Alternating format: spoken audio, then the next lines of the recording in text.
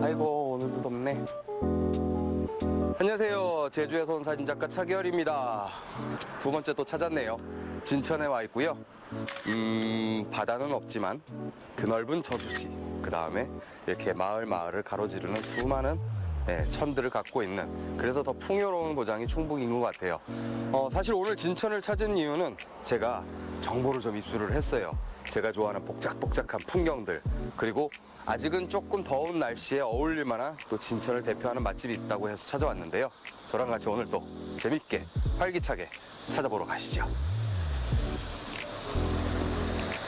이제는 고향 같아.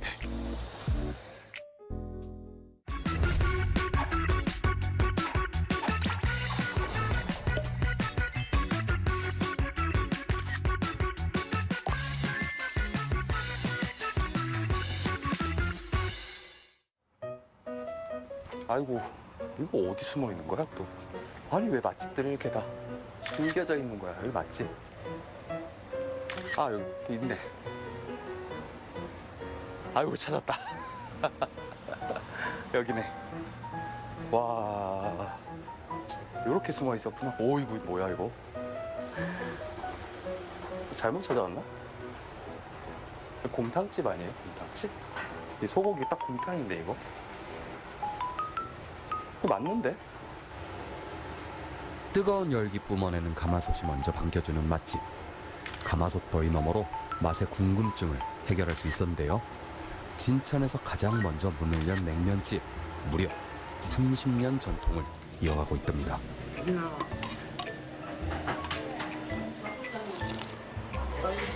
다른 느낌이 드세요? 자극적이지 않아서 편해요. 그래서 저는 전라도에서 왔는데 전라도에는 이런 냉면 없어요. 전라도에서 오셨어요? 네, 이 냉면 드시러 오신 거예요? 네. 한입 잡으실래? 좀 이따 먹을 거예요, 저희. 동네라도 맛이 있으니까 오는 거지. 지금 냉정한 시대라 아무리 이웃이라도 내가 맛이 있어야 오는 거지. 그냥 안 오지. 옛날부터 아주 이 맛이 옛날부터 아주 오로지 저기 냉면. 먹어보니 맛있어요. 부드럽고. 면도 맛있고 면이 맛있네. 질기지도 않고. 조미료 맛이 안 나네요. 조미료 맛이 안 나네. 그냥 담백해요. 시원하고. 면도 직접 볶고, 육수도 직접 내서 맛집으로 소문이 났다. 진짜 맛있다고. 진짜 맛있다고. 이미 맛의 진가를 확인한 손님들은 알아서 널리 입소문을 내고 또 그 입소문의 문전성시를 이루는 맛집인데요. 앉은 자리에서 그릇을 싹 비우게 하는 맛의 비결 8알은 바로 이 가마솥이라고 합니다. 엄청 크네요. 소머리하고 이렇게 합치는 거예요, 이제? 네네네. 소머리는 그럼 한 얼마 정도 구우시는 거예요? 요게 4시간 반 내지 5시간 구우면 이렇게 색깔이 나와 예쁘게. 근데 또 소머리를 또 어떻게 또 드셨어요? 소머리 국밥 같은 거 하려고 제가 먹어보니까 소머리가 맛있더라고요. 보양식으로 만들어갖고 육수를 만들고 싶어갖고 저희 가게에 오시는 손님들이 이거 드시고 행복하고 건강하시고 그런 걸 바람 뿐이죠. 뭐 돈을 떠나서라도 그렇게 해서 참 좋겠어요. 건강한 음식 드시고 건강한 생활 하시고. 더위에 지친 몸과 마음 달래주는 냉면. 맛집에선 건강식으로 통하는데요. 글쎄 얼마나 건강하냐면 말이죠. 소머리 육수에 또 몸에 좋다는 약초들도 듬뿍듬뿍 들어간다고 합니다. 야, 냉면이 이렇게 건강해질 저희 수도 애기 있네요. 아빠가 많이 아팠어요. 당뇨로 인해서 많이 한 3개월 만에 엄청 많이 키로수가 빠지고, 그래서 그때 그 전에는 저희가 커튼 가게를 했었거든요. 예, 커튼 가게를 하다가 이래다가는 안 되겠다, 내가 좀 잘 먹여야 되겠다 해가지고 식당을 한번 해보자 해서 이 집을 좀 구매를 했어요. 해서 저는 식당을 하려고 하니 뭐 저 김치 하나도 안 담아 먹어봤거든요. 그래서 이 식당을 뭐를 할까 해다가 고민 중에 저는 저희 성당 신부님이 그 이거 해야지 된다. 애기 아빠는 아프지, 빼짝 말랐지. 그리고 저는 그때 30대였었거든요. 30 초반이었지. 그래서 냉면을 해라. 앞으로는 20년 후면은 이게 더워질 날만 있다. 그렇게 말씀을 해주시더라고요. 처음에는 저희도 잡뼈와 그 사고라고 이제 소고기 조금 그렇게 했었어요. 했는데 겨울 장사 때문에 겨울에 뭘 팔아야지 되기 때문에 그때 소머리 국밥을 한번 해보자 그래가지고 그래서 소머리로 지금 육수를 내니까는 그러니까요. 엄청 특이하더라고요. 너무 맛도 너무 괜찮고 그 방법은 저는 그 소머리에 네. 그 특유의 냄새가 있어요. 그러니까요. 그래서 그거를 잡는 거에 저는 신경을 썼죠. 그 약재 같은 거를 저는 해가지고 한약재도 집어넣고. 예, 둘이서 이제 상의를 해가면서 네. 그렇게 하면서 지금의 저는 아이고, 지금 이 자리까지 오셨네. 네. 남편의 건강을 되찾게 해준 고마운 음식. 이제 부부는 더 많은 이들에게 그 마음을 베풀고자 합니다.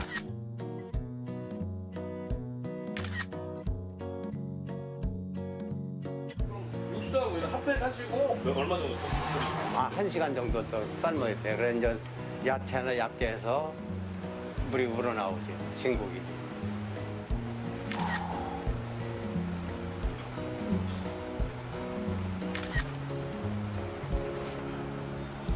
그래, 감독님. 와, 땀 봐. 저도요, 지금. 야, 매일 오늘 이렇게 일하시는 거예요? 그렇지. 제가 여름 되면은 한 3kg, 4kg씩 빠져요. 더워서. 예. 겨울 되면 또 포동포동해졌다가 여름 되면 또 빠지고. 아, 겨울 되면 좀 포동포동 하셨다가. 그러겠네요. 그럴 수밖에 없겠어요. 네. 저도 이제 잠깐 있었는데, 보이세요? 이야, 이게 방송에는 안 나올 텐데, 여기 안에가 거의 뭐 사우나보다 더 더워요. 아, 이게 어떻게 보면 이게 정성은 들어가고, 근데 이게 또 더하기 이제 이 높은 열에서 계속 일하시니까 좀 나름 고되시겠네요. 안 힘드세요? 힘들기는 하죠. 네. 힘들어도 우리 가지고 먹고 우리 손주들이 엄청나게 또 좋아해요 이거를. 그래 오면은 할아버지 냉면 주세요 그래요. 아, 그러시구나. 네, 그래서 저도 하루에 한 끼씩은 냉면 꼭 먹고요. 네. 근데 맨날 냉면 먹어요. 진짜. 예, 점심마다 냉면 먹어요. 점심 때 계속 냉면. 요건 저는 다대기가 식당 하시는 분들이 자기 음식 잘 안 드시는데 원래 맛볼 때만 빼면 맨날 먹어요. 어제도 먹었고 그저께도 먹었고 그냥 맛있으신가 보다. 네. 자기가 육수 끓여놓고 자기가 엄청 먹어요. 그래서 건강해지셨나 보다. 이게 다대기. 예. 예. 고춧가루도 국산이에요. 고춧가루 국산. 예. 그 비싼. 그래요. 와, 저 국물은 뭐예요? 매실 액기스, 어우. 홍매실 액기스 이것도 엄청 많이 담아놨어요. 그러니까 이거 엄청 귀한. 제가 알기로는 청매실보다 홍매실이 좀 더 비싸고, 예, 비싸고. 네, 좀 늦게 나오고 그런 그리고 걸로 알고 매실 있는데. 농사 지시는 분이 네. 여기 저희 지인이에요. 그분은 저기 무농약으로 이야. 그 조금밖에 안 해요. 그래서 항시 매실 그 농사 지면은 네. 저한테 물어봐요. 몇 킬로 줄까 이렇게. 아, 미리 이렇게 딱. 예. 답답하고 더운 속을 시원하게 해주는 물냉면과 양대 산맥을 이루는 메뉴죠. 비빔냉면에 얼얼하게 매콤한 맛 책임지는 양념장은 기본. 그 위에 식욕을 돋우는 고명까지 직접 만들지 않으면 성에 차지 않는다고요. 여기는 말씀하셨듯이 평양냉면 쪽에 가까워요. 오이초절임 같은 경우에 평양냉면에 빠지지 않는 식재료 중에 하나고, 이 무 같은 경우에는 요즘은 이렇게 그 장아찌무를 쓰기도 하거나 하는데, 원래는 겨울에 먹는 음식이다 보니까 겨울에 있는 그 살얼음 뻥뻥 들어간 동치미 국물하고 고기 육수를 섞는 게 원래는 평양냉면의 특징입니다. 그리고 귀하디 귀한, 그때 당시 때는 계란을 이렇게 얹어주는데, 이 계란에도 그냥 단순히 멋이 아니고 뜻이 있다고 그래요. 이 메밀 같은 경우도 굉장히 이렇게 어떻게 보면 서걱서걱하고 찬 동치미 육수, 그러다 보니까 처음 먹었을 때 이렇게 위벽이나 이런 부분에 좀 약간 불쾌한 혹은 좀 무리를 줄 수 있다고 하는데, 요 부드러운 계란을 먼저 섭취를 함으로써 이 위벽을 보호하고, 그 다음에 메밀면과 이 차가운 육수를 먹을 때도 위가 불편함을 느끼지 않게끔 하려고 이 계란을 섞었다고 합니다. 참 지혜가 대단해요. 그래서 저도 계란을 먼저 반 개를 먹고 시작을 하겠습니다.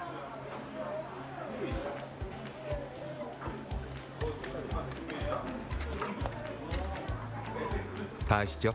자고로 물냉면은 먼저 그릇에 들고 육수를 마셔줘야 하거든요. 그러면 머리가 띵해지는 개운한 목넘김이 아주 인상 깊게 다가옵니다. 깊어요. 네. 다른 조미료 맛보다는 진짜 그 사골 육수를 시원하게 우려내서, 근데 한약 재료도 들어가서 잔맛이 하나도 없고 유명한 평양냉면집과는 조금 다른 맛이고요. 또 제가 좋아하는 이제 강원도 쪽의 막국수랑도 결이 좀 다르네요. 그러니까 평양냉면은 평양냉면인데 약간 좀 독자적으로 개발한 면의 굵기, 찰기, 국물의 맛. 일단은 독특해요. 예. 진천에서 처음으로 시작된 냉면집이라고 해서 뭔가 이렇게 원료를 최대한 고집하고 따라오지 않았을까 했는데 맛을 조금 어떻게 보면은 기별로 발전을 좀 시킨 느낌이고, 이 면 같은 경우에는 저는 사실은 굵기가 일반 평양냉면보다 조금 더 얇아서 함흥냉면 같이 좀 질기거나 찰지지 않을까 생각했는데 어르신들도 먹기 좋고 아이들도 조금만 씹고 충분히 섭취하기에 좋은. 공부랑 노력을 엄청 많이 하신 것 같은데요.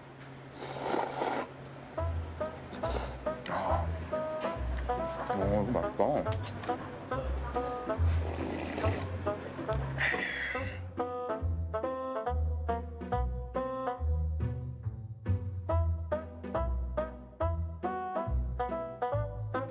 냉면 하나로 30년 전통을 이어가고 있지만은요, 새로운 트렌드 역시 꼼꼼하게 읽어가고 있는데요. 간편식 시장 공략까지 나선 겁니다. 이거 지금 밀키트 나가는 거 파우치라고 파는 거예요. 포장 이외에 멀리서 또 계신 분들 위해서 네네. 이게 450g씩 담는 거거든요, 이게. 다른 일반 육수보다 많네요, 시중에 파는 거보다. 네, 넉넉하게 잡수라고. 일반 육수는 잡수다 보면 하나 갖고 모자랄 수가 있잖아. 그러니까 요거 같은 하나 갖고도 남거든요. 이건 뭐 우리 입장에서는 좋은데 사장님 입장에서는 제가 이문을 조금 덜 먹으면 되는 거니까요. 뭐. 그래, 소비자들도 드시고 만족스러울 수 있으니까는 제가 바라는 건 그것뿐이. 저도 건강이 무척 안 좋았었거든요. 그래, 일단 건강 이거 다 붙어서 약재도 들어가고 정성껏 하니까는 일단은 건강한 음식이라 생각을 하시고 맛있게 드셨으면 좋겠어요. 진심을 꼭 짜내서 우러나온 그 정성은 그들이 직접 말하지 않아도 맛에서 알 수 있는데요. 이것이 바로 맛집을 100년 가게로 이끈 그 원동력 아닐까요?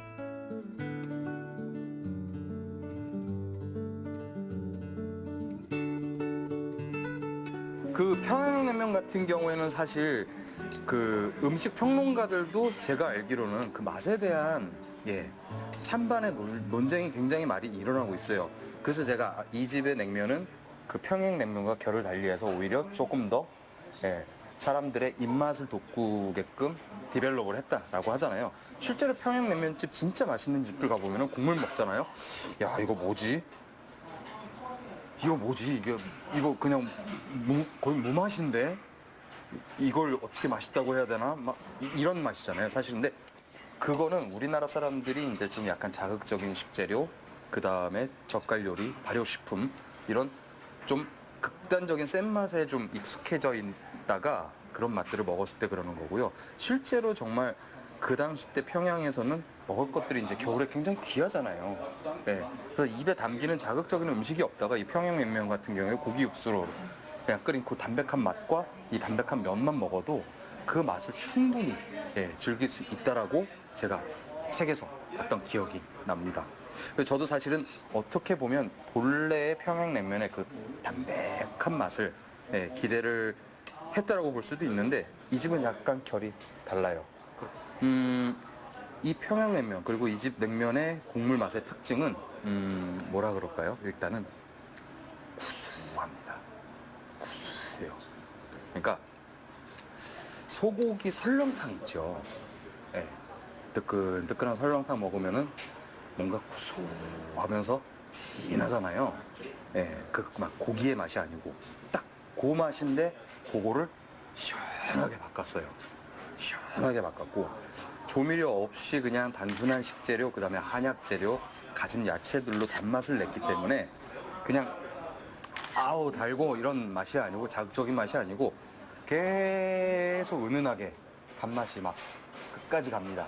그래서 오히려 어떻게 보면은 면 같은 경우에는 특별한 맛은 없어요. 서걱서걱 하는 식감 그 다음에 오히려 조금씩 끊어지는 그런 소박한 맛인데 그걸 국물이 잘 코팅을 해줘서 한 그릇 어떻게 보면은 보약 한 채를 딱 먹는 듯한 뭐 그런 느낌이에요. 네. 강원도에서 직접 고르고 골라 공수해온 메밀가루에 전분으로 찰기를 더해줍니다. 황금 비율의 반죽은 제명기에 넣어주고요. 면은 뽑는 즉시 뜨거운 물에 삶아내는데요. 함흥냉면 같은 경우는 면이 굉장히 얇아요. 그리고 정말 고무줄처럼 탄력이 있어서 그런 매력에서 먹는데 함흥냉면은 메밀이 아니고 녹마국수라고 부를 정도로 그 녹마가 이제 북한 사투리로 녹말인데 감자 전분을 이용해갖고 그 찰기를 극대화시켜서 뽑아냈다고 해요. 그리고 이런 물냉면보다는 가자미 회를 얹어서 비빔으로 먹었다고 하는데 그 회냉면처럼 평양냉면은 일단 대표적인 것이 물냉. 이렇게 구분을 하시면 조금 더 쉬울 것 같습니다. 그리고 우리나라 남쪽에도 이제 조선시대 때부터 이렇게 유명했던 냉면이 있는데 그 당시 때 이제 그 진주 있죠. 진주 쪽에서도 이제 메밀이 잘 자랐기 때문에 그 메밀을 사용을 해서 메밀국수를 냉면처럼 먹었다고 하고요. 대신 진주의 냉면은 좀 더 화려한 것이 특징이라고 해요. 그 이제 뭐 여러 사람들이 있는데 그 당시 때 이제 진주 냉면을 주로 먹었던 사람들이 양반의 높은 좀 있으신 분들이 밤에 야참으로 이렇게 먹고 하다 보니까 그 고명이나 이런 것들이 조금 더 화려하게 장식이 됐다고 합니다. 그래서 우리나라에서 냉면이라고 하면 평양냉면, 그다음에 함흥냉면, 그리고 남쪽의 진주냉면 요 세 가지를 가장 기본적으로 그리고 정통으로 보고 있다고 합니다. 점점 똑똑해지는 것 같잖아요, 제가. 냉면집에 오면 누구든 물냉과 비냉 사이 희대의 고민을 하기 마련입니다. 그럴 땐 사이좋게 하나씩 먹는 것도 어쩌면 지혜로운 방법 중 하나인데요. 새콤달콤 비빔냉면은 고소한 메밀전과 찰떡궁합이 아닐 수 없습니다. 제 기준에서 설명드리자면은 그 막국수, 강원도 쪽에 유명한 또 춘천을 대표하는 막국수하고 쫄깃쫄깃한 함흥 비빔냉면 있죠. 거기서 회만 딱 뺐고 그거의 약간 중간 맛? 거기서 막 줄타기를 하고 있는 맛?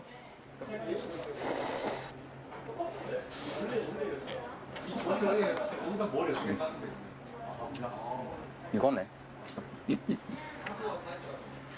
비빔냉면하고 요 메밀전은 같이 먹어야 궁합이 좋습니다. 메밀면은 조금 사실 메밀면 자체만으로 어떻게 보면은 이게 구수하고 그렇다기보다는 글루텐 자체가 없기 때문에 감칠맛은 사실 덜해요. 어쩔 수 없이 이렇게 겨울에 주황작물을 먹었던 거기 때문에.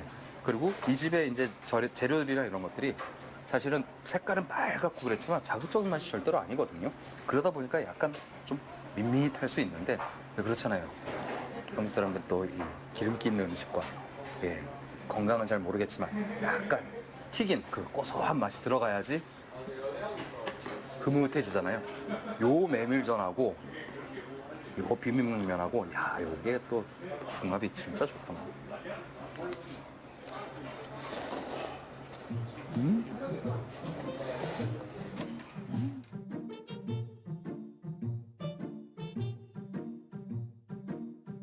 30년 전통의 백년 가게. 이제는 부부의 딸과 함께 앞으로의 세월을 함께 흘러가 보려 합니다. 힘든 걸 아니까 좀 망설여지긴 하더라고요. 근데 어머니께서 물려주신다면 열심히 해봐야죠, 저도. 네. 그런 엄마의 고집, 어머니의 고집이 약간 뭐 젊은 사람으로 봤을 때 너무 고집스럽고 억척스럽다라는 생각이 하나 들어요. 가끔 들어요. 딸로서도 그렇고 옆에서 봤을 때도 굳이 저렇게까지 고집을 부려가면서 하셔야 되나 싶을 때도 있는데 뭐 좋은 쪽의 고집이니까 저도 믿고 잘 따르고 있습니다. 이 음식도 이게 정직해야지 돼요. 이게 음식 솜씨가 있는 것도 중요하지만은 일단은 정직해야지 된다고 봐요. 네. 저 음식 하나도 할 줄 몰랐어요. 김치도 못 담궈 먹었는데 그러니까 더 정직하게 한 거예요. 그러다 보니까는 찾아주시더라고요. 그렇게 하고 여자까지 30년 동안 했습니다.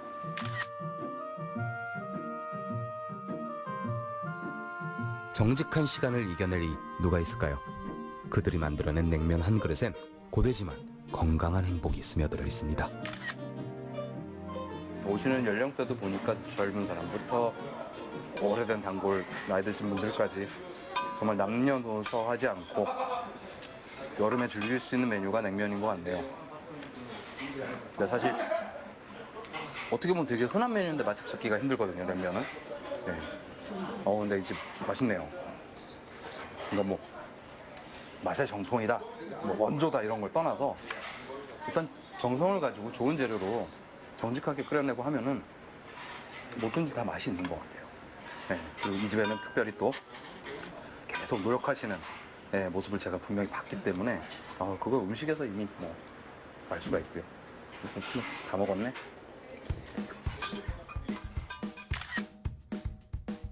(30년) 내공이 꼭꼭 담긴 정성 한 그릇 어떠신가요? 옛날 풍경을 제가 좀 기대를 했었는데 2015년에 옮겼거든요. 네, 새로운 지역으로. 그러면서 약간 좀 현대화된, 뭐 어떻게 보면 상인들한테는 조금 더 쾌적한 환경에서 장사를 할 수 있게 됐죠. 옛날에는 원래는 광해원이라는 요 진천 위에 북쪽에 장이 훨씬 더 활발화가 됐었다고 해요. 삼남 지역, 옛날에 그 충청도, 그 다음에 전라도, 그 다음 경상도, 거기서 이제 한양으로 가려면은 그 광해원을 꼭 지나서 거기서 이제 촬영산맥을 넘기 전에 자고 묵었다는데, 당연히 거기가 장이 활발화가 됐는데 1905년도에 경부고속도로가 뻥 하고 뚫리면서 사람들이 이동 경로가 바뀌면서 그 광해원이 약간 좀 죽으면서 이 진천의 장이 그때부터 살아났다고 하네요. 이거 식혜다. 식혜도 먹고 싶다. 돈이 없는데. 아니 어떻게 시장을 오면서 돈을 안 갖고 왔어. 그럼 돈 좀 꺼줘요. 돈을 안 갖고 왔다 나. 하하하. 5만 원의 행복 지금부터 시작될 텐데요. 매달 5일, 10일 장날이면 유독 더 북적이는 생거 진천 전통시장. 좁은 골목 사이 정겨움이 마구마구 넘쳐납니다.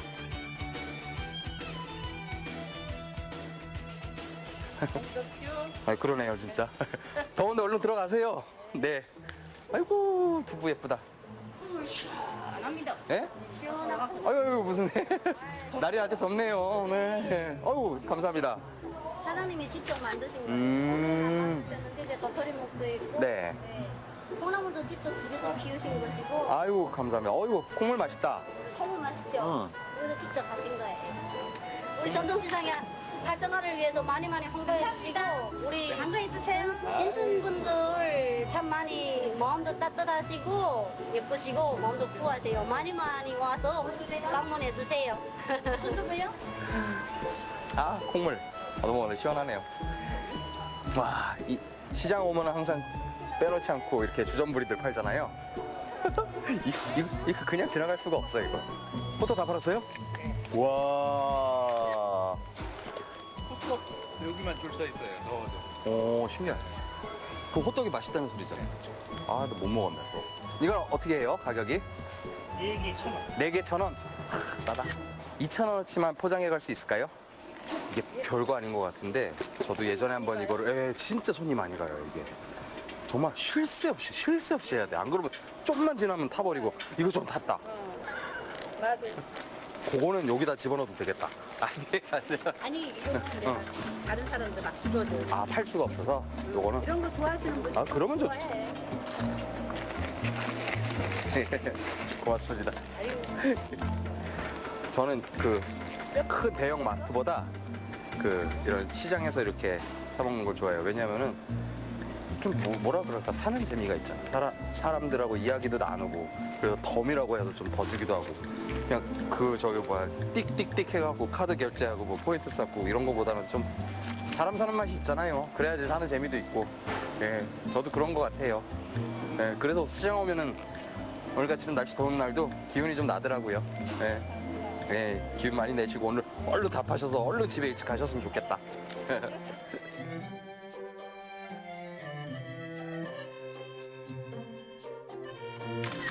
없던 떡도 생기는 게 바로 전통시장의 매력 아닐까요? 언제 들러도 어머니 품같이 넉넉한 인심이 쉽게 발걸음을 떼지 못하게 만듭니다.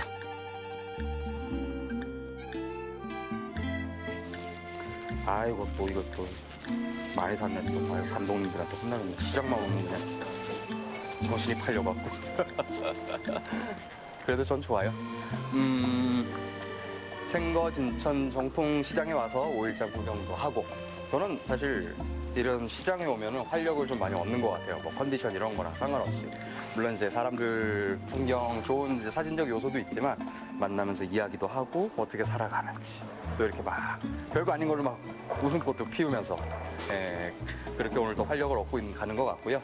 진천 두 번째 방문을 했는데 처음에도 얘기했듯이 생거진천, 살아서는 진천에 살아라. 정말 모든 것들이 풍요롭고 사람들의 인심도 좋고, 그래서 그 다음에 자연 풍경도 정말 다 모든 것을 다 갖고 가진, 다 갖고 있는 진천을 잘 여행하고 맛있게 먹고 가는 것 같습니다. 오늘 다시 날씨가 조금 더운데요. 제주는 좀 시원했으면 좋겠다. 전 이제 들어가 볼게요.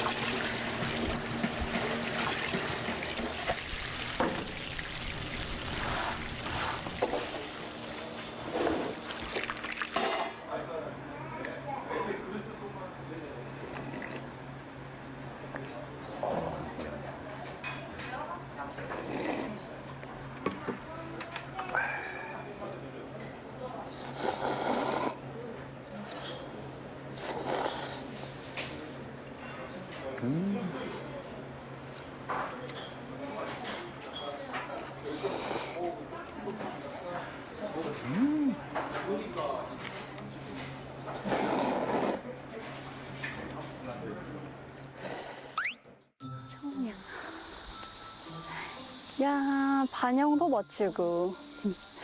안녕하세요. 아름다운 충북을 여행하는 여행지기 이주영입니다.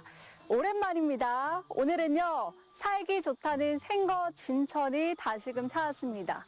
지난번에는 우산을 쓰고 비가 투둑투둑 떨어집니다 라고 했는데, 오늘은 다행히도 날이 맑아요. 그래서 오늘은 야외에서 즐길 수 있는 거닐기 좋은 곳을 여행하려고 합니다. 저랑 같이 진천 여행하러 가보시죠.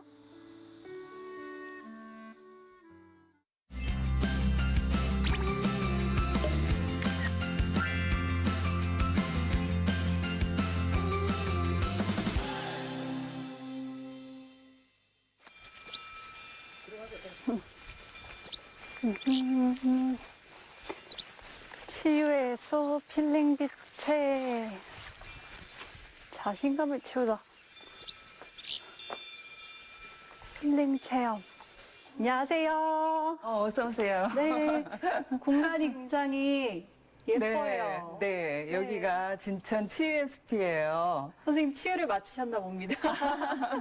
치유의 숲이 어떤 곳이에요? 네, 치유의 숲은 저희 이제 사람들의 면역력을 증진시키기 위해서 여기 숲속 공간에서 많은 시간을 보내면서 프로그램을 받습니다. 그 프로그램을 받은 후에 이제 치유가 된다고 아시면 됩니다.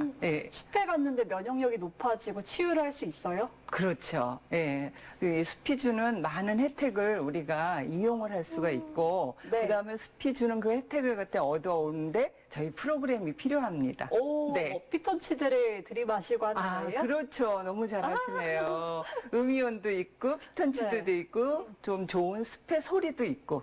네. 숲이 주는 모든 걸 누리러 가는 거네요. 프로그램도 여러 가지가 있는 건가요? 그렇죠. 6대6법을 써가지고 체계적으로 저희가 합니다. 어떤 게 있나요? 저희가 이제 하는 프로그램은 주로 이제 숲 산책이 기본이 돼서 요가도 하고 명상도 하고 운동요법도 하고 네. 그다음에 이제 마음을 챙기기 위해서 여러 가지 이제 소리 듣기도 하고 오감을 열어놓는 그런 프로그램을 또 진행하고 있고요. 네. 또 실내에서 하는 프로그램도 아주 많습니다. 초록의 싱그러움에 파묻혀 마냥 즐겨도 좋을 곳 진천 치유의 숲에서 몸과 마음의 쉼표를 찍어보려 합니다.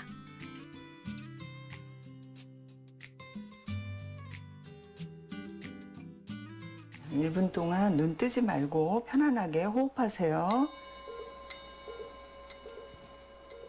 지금 이 점수에 연연하지 마시고 이쪽에 보시면 지금 이제 뇌파는 이제 자발적으로 이렇게 뇌에서 파동이 일어나는 건데 보통 가장 안정된 파장이 알파파라고 합니다. 그래서 이제 베타나 감마파가 지금 많이 활성화되어 있는 상태고, 그 다음에 이제 세타나 델타파가 나오면은 잠자거나 아주 명상 중이거나 이럴 때 나오는 파장이에요. 그래서 가운데 있는 알파파를 숲에 나가서 많이 올릴 수 있는 방법, 뇌를 쉴 수 있는 그런 방법을 우리가 프로그램을 하면서 좀 얻어볼 수 있으면 좋겠습니다. 네. 그럼 주로 이 프로그램은 치유의 숲엔 어떤 분들이 오세요? 네.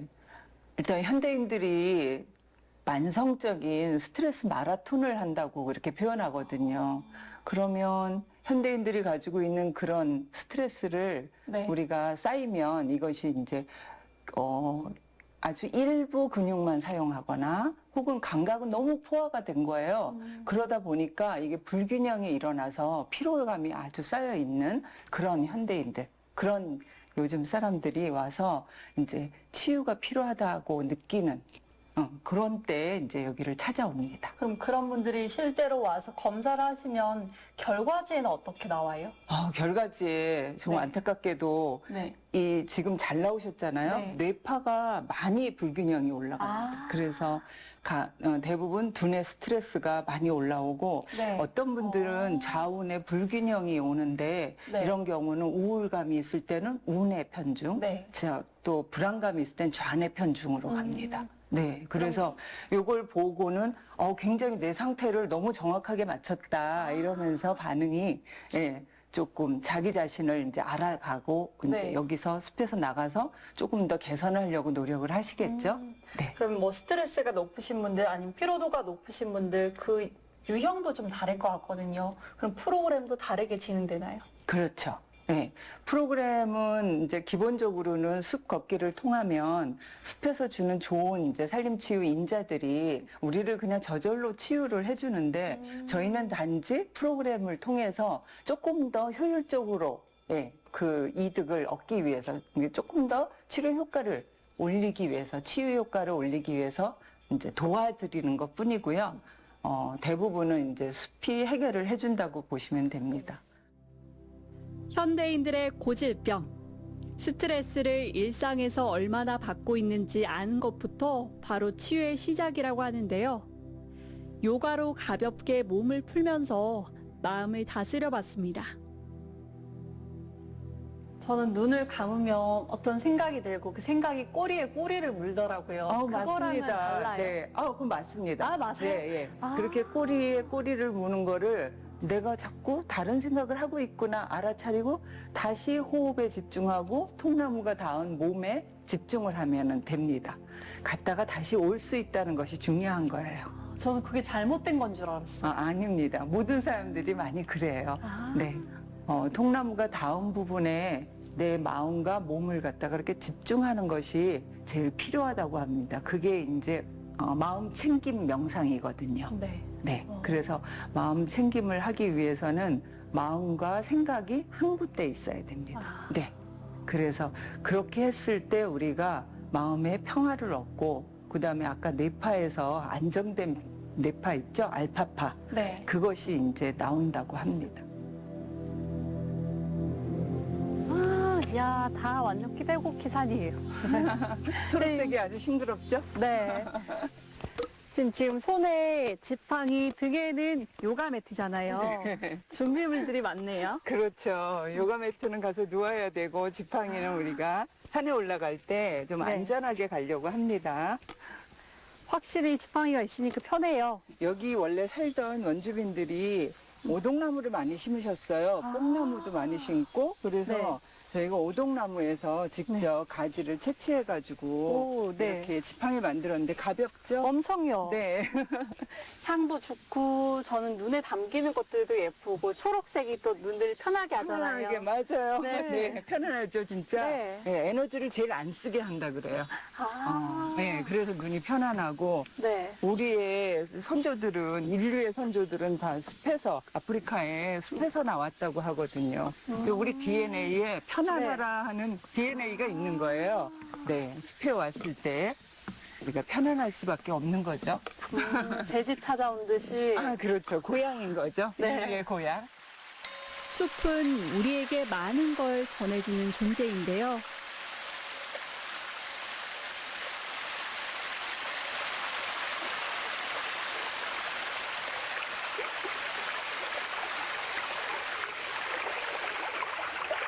소리가 어떻게 들리나요? 아, 진짜 확실히 크게 들려요. 네. 그 물 안에서 네. 물 흐르는 소리 듣는 것 같아요. 네, 맞습니다. 이렇게 소리가 잘 우와. 분명되는 게 이 네. 오동나무의 특징이고요. 이 오동나무를 그래서 가야금이나 검은고를 만드는 재료로 쓰고 있다고 합니다. 우리 맛있는 거나 향 좋은 거에 코 박고 싶다고 하잖아요. 전 듣고 있는데도 귀를 대고 귀 박고 싶다라고 하고 싶을 정도로 진짜 뭔가 중독성이 있어요.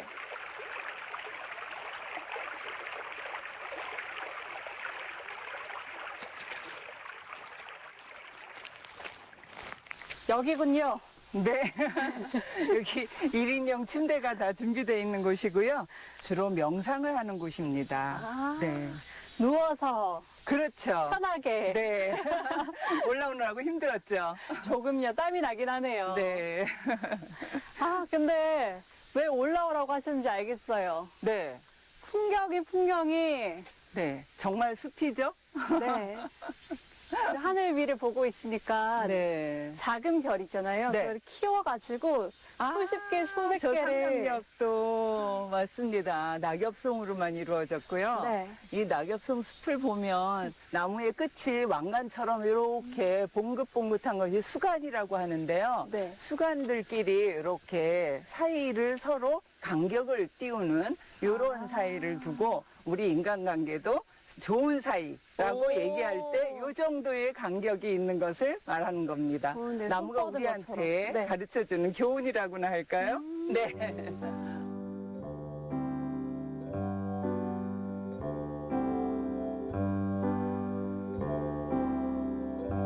아로마는 이제 천연 정류로 피부에 흡수를 시키면 이것이 이제 전신에 퍼져나가면서 이제 우리 근육을 이완시키고 그다음에 림프 순환이나 혈액 순환을 아주 촉진시켜 준다 그래요. 그러면 이제 우리가 스트레스가 많이 완화가 되고 예, 몸이 릴렉스 된다. 이렇게 생각하시면 향기요법으로 많이 쓰는 방법입니다.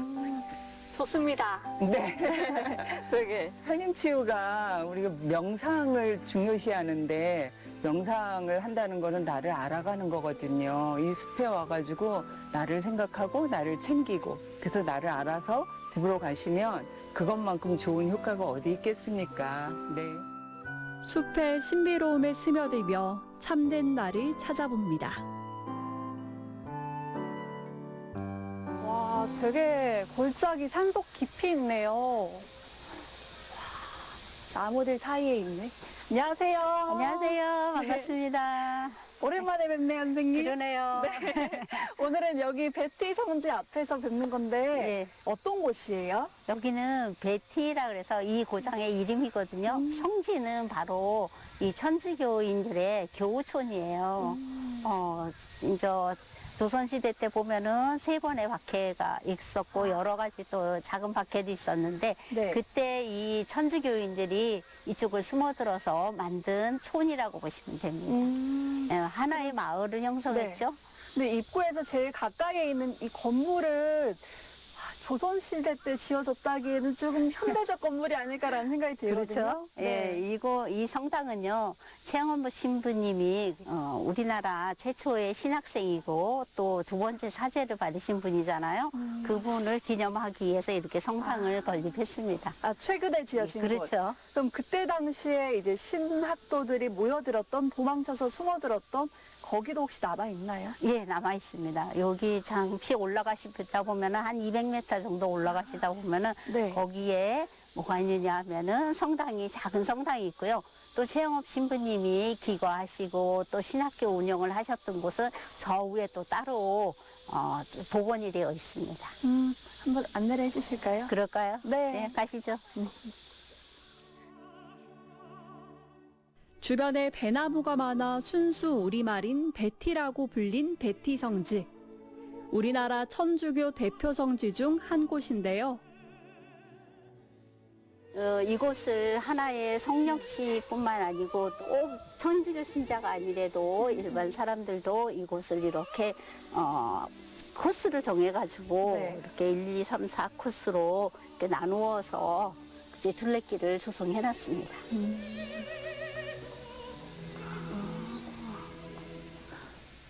여긴가 보네요. 여기도 저희밖에 없어서 굉장히 고요함이 감돌고 있어요. 이곳은 이제 최영업 신부님 탄생 175주년을 기념하기 위해서 세운 성당입니다.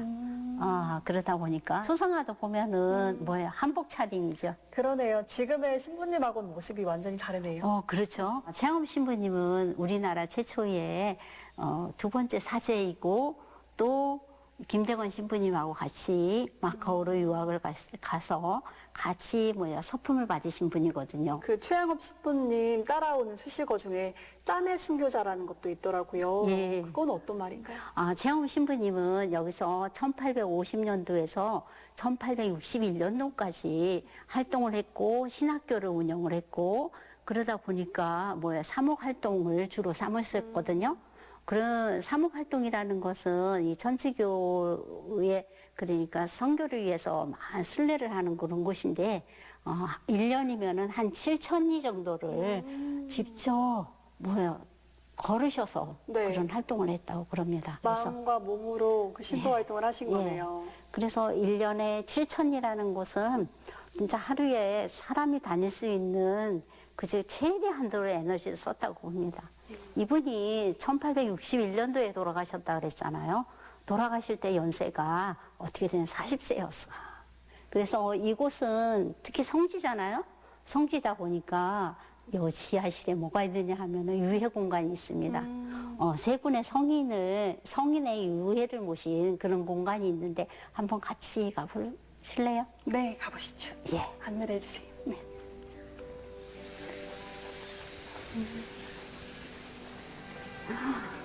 이곳은 약간 묵직한 느낌이 들지 않나요?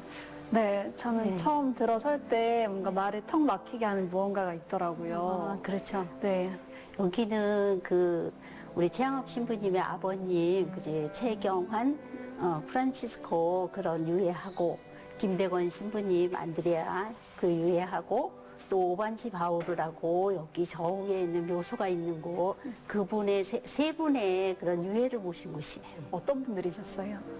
그분들은 이제 특히 여기 천주교를 이 많은 전파를 위해서 수고하신 분들이고 또 이곳에는 15곳이라는 그러니까 천주교인들이 모여서 숨어들어서 살았던 곳도 있거든요. 그래서 아무 이름 없이 천주교를 위해서 그렇게 교우 활동을 하면서 모여서 살았기 때문에 이것을 바로 성지로 할 수 있었던 거고, 특히 많은 신도들이 모여서 살았던 그것을 중심으로 해서 사목 활동을 했던 그런 내용을 가지고 소설화 만든 게 바로 은화입니다. 신앙의 자유를 갈망했던 수많은 순교자들, 그리고 최양업 신부를 기억하기 위한 슬픈 역사의 공간입니다.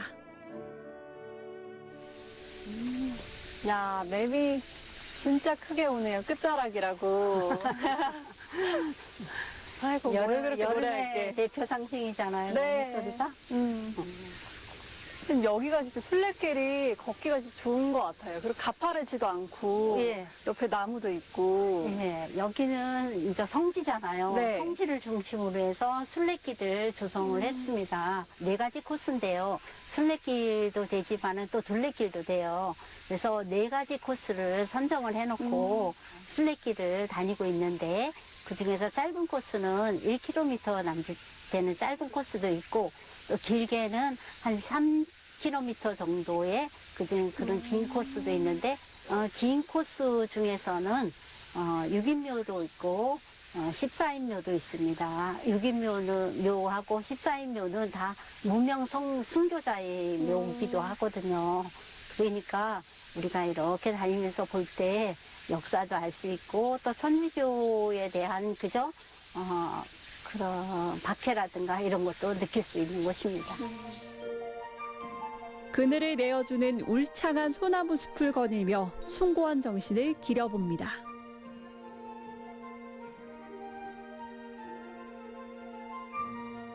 이곳은 바로 최영업 신부님이 직접 기거를 하면서 또 집필 활동했던 그런 곳이기도 하고, 우리나라 최초의 신학교입니다. 신학교요? 예. 근데 학교라고 하면은 되게 클 줄 알았는데 예. 작아요. 맞아요. 천주교에서 그저 이쪽으로 스며들어서 그래서 이렇게 초가집을 지어놓고 이곳에 있던 신자들을 대상으로 해서 신학교를 운영을 하고 있습니다. 특히 최영업 신부님은 3명의 학생들을 말레이시아로 유학을 보냈던 그런 준비를 했던 곳이기도 합니다. 그래서 신부님은 특히 이제 노래를 만들어서 계속 이제 노래를 부르게끔 했고, 그 노래 중에서 천주교 교리를 담아서 그렇게 이제 쉽게 접할 수 있도록 했고요. 특히 이제 또 한자가 어렵잖아요. 어려운 거를 극복하기 위해서 또 라틴어로다가 된 것도 있고 한데, 그 교리를 뭘로 다 하냐면 한글로 번역을 하는 작업도 이곳에서 했습니다. 힘들잖아요. 이렇게 숨어 산다는 게. 그럼에도 사목 활동에 전념하셨던 이유가 있을까요? 바로 이 최영업 신부님의 사명이라고 생각을 해요. 우리가 이렇게 박해를 받고 있는데도 그 신앙심을 잃지 않기 위해서 특히 신부님은 그런 거를 최고의 과제로 삼았던 것 같습니다. 우리가 조선시대를 계속 이제 역사를 걸쳐 오면서 뭐를 해요? 우리 신분 사회였잖아요. 그리고 뭐 왕조 중심이었잖아요. 그거는 바로 이렇게 신분에 대한 차별 이런 거를 좀 없애고 이제 모든 사람들이 평화 그리고 평등한 그런 정신을 심으려고 그러지 않았나 이렇게 생각합니다. 그래서 그런 것을 이 땅에 심기 위해서 하나의 큰 뿌리를 마련했다고 할 수가 있을 것 같습니다. 네. 저는 많은 사람들이 이곳을 찾아왔으면 좋겠고, 천주교인뿐만 아니고 비신자이더라도 이 길을 통해서 또 천주교 역사는 물론이고 또 마음의 평화 그리고 또 마음의 치유 이런 것을 얻어갈 수 있는 공간이기 때문에 꼭 추천하고 싶습니다.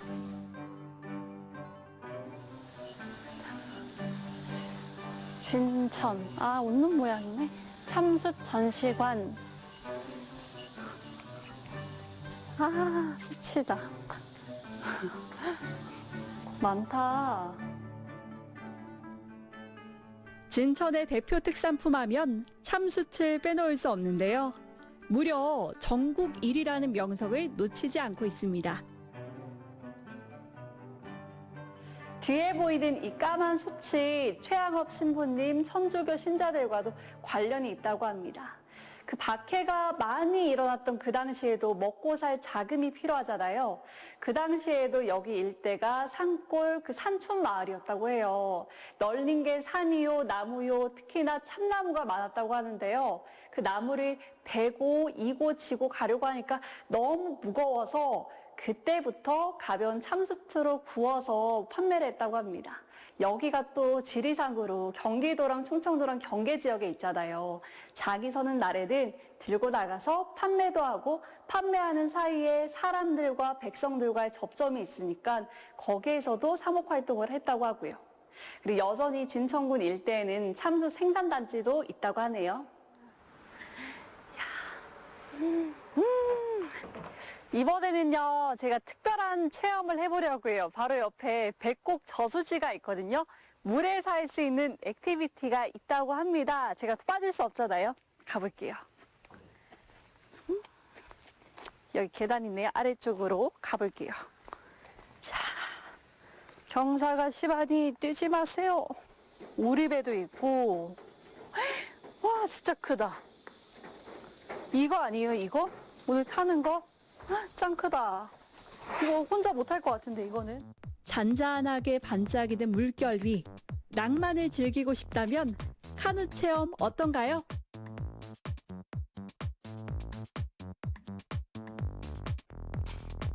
저희 여기 백곡면 주민들이 운영하고 있는 나무로 만든 카누 사업을 하고 있습니다.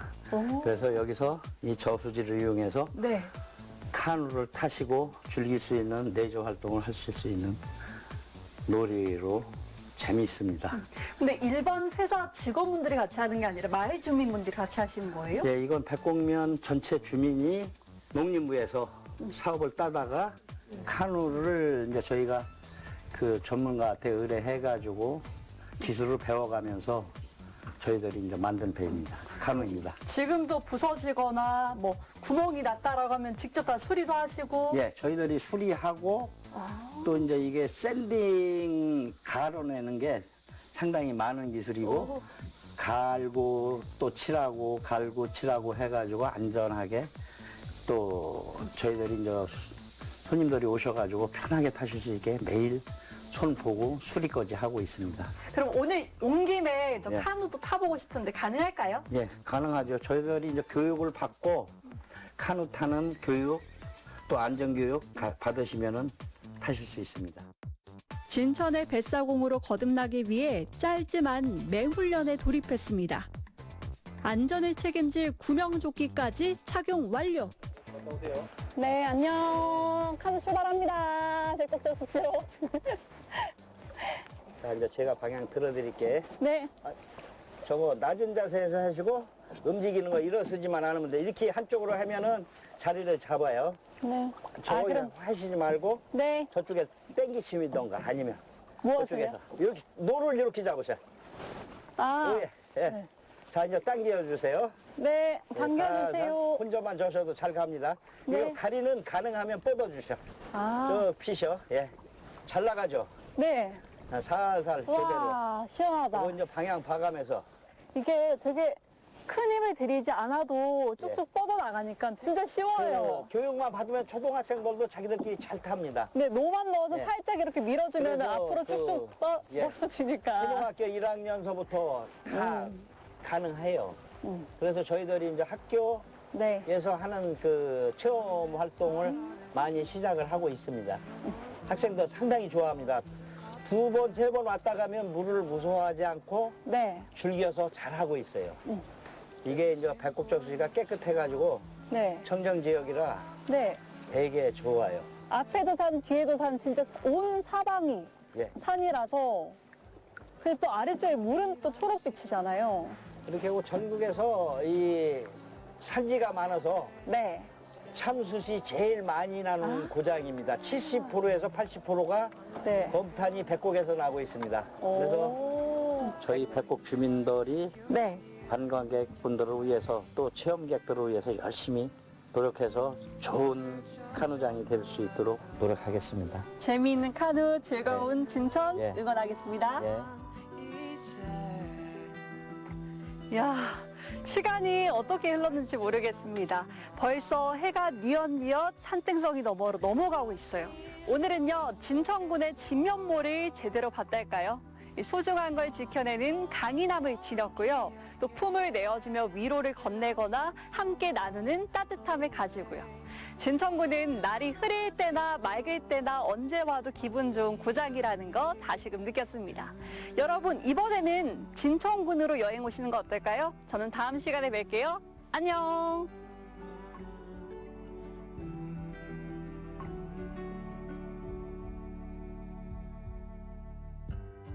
마주보던 그림자 마주보던 우리는 여기 still same 시간은 언제나 날 울리는 존재지만 놓질 못해 많은 게 더 지날 때